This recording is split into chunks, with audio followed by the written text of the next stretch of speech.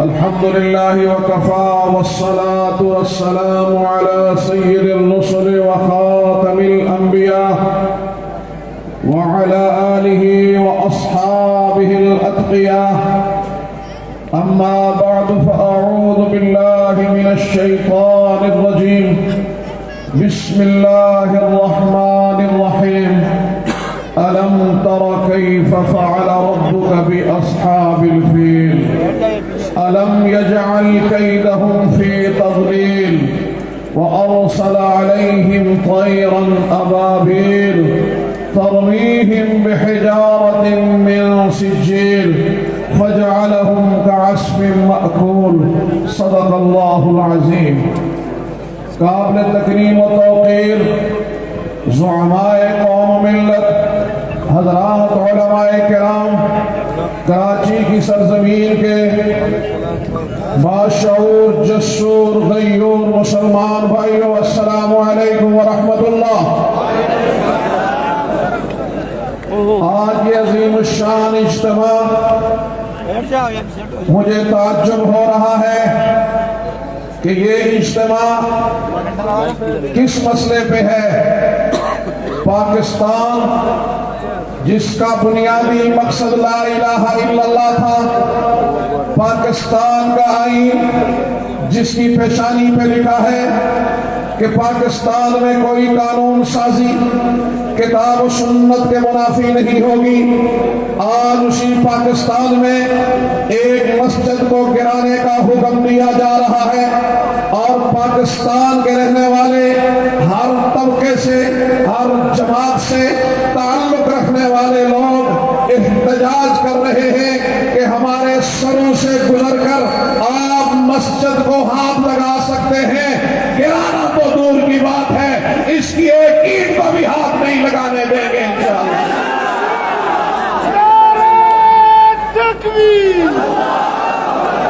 میرے قابل احترام دوستوں، میں لمبی بات نہیں کروں گا.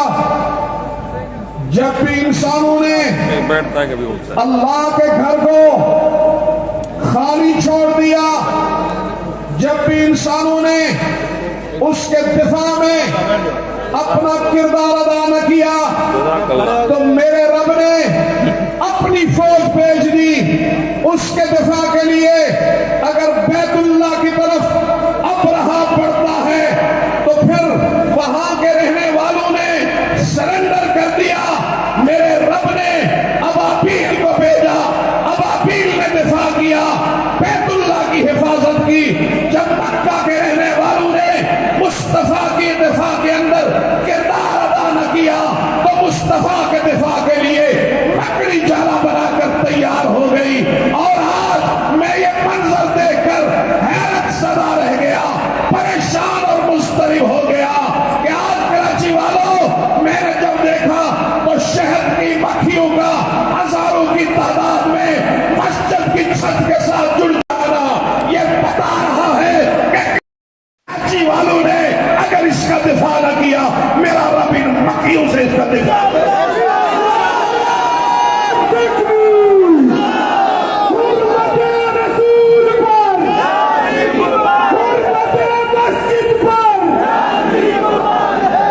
لہذا ہم یہ سمجھتے ہیں کہ یہ امت مصطفیٰ ہے اور اس امت مصطفیٰ میں آج اللہ کے کرم سے جلیل القدر علماء بھی موجود ہیں اور درد دل رکھنے والے سیاستدان بھی موجود ہیں. میں ان سارے سیاستدانوں کو، میں ان ساری جماعتوں کے زعماء کو، اس ساری لیڈرشپ کو ان کی جرأت ایمانی پر انہیں سلام عقیدت پیش کرتے ہوئے یہ ضرور کہوں گا کہ یہاں پر وفاق المدارس العربیہ پاکستان کے صدر شیخ الاسلام مولانا مفتی محمد تقی عثمانی دامت برکاتہم نے 2 دن پہلے ایک بڑے اجتماع میں یہ خطاب کرتے ہوئے فرمایا کہ اس مسجد کی ایک اینٹ پر بھی کوئی اگر ہاتھ اٹھائے گا تو وہ ہاتھ توڑ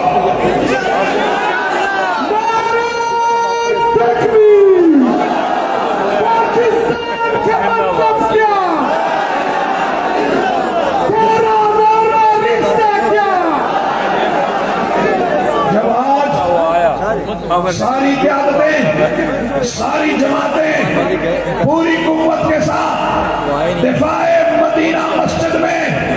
ये भी अजीब बात है कि एक तरफ तो रियासत मदीना की बात, दूसरी तरफ मदीना मस्जिद के गिराने की बात।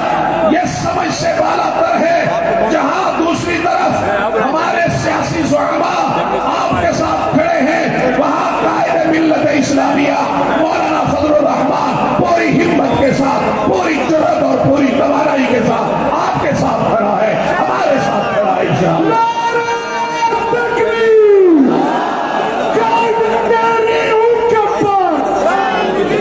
मैं आपके इन जज्बों को सलाम अकीदत पेश करता हूँ और कराची से लेकर कश्मीर तक हर मुसलमान मुस्तरिब है।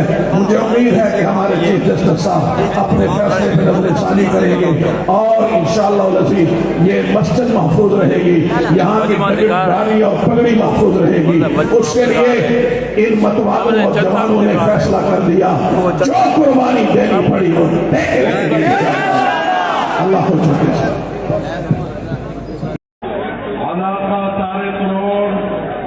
और कराची के गयूर मुसलमान भाइयों, स्टेज पर मौजूद जानशीन शहीद इस्लाम अल्लामा राशिद महमूद सुमरो साहब, शाहीन जमीर वकील आले हक हजरत मौलाना हाफिज अहमदुल्लाह साहब और पंडाल में मौजूद मेरे इंतहाई काबिल कदर दोस्तों, भाइयों,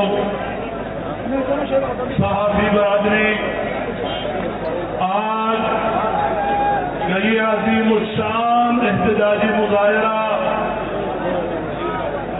ये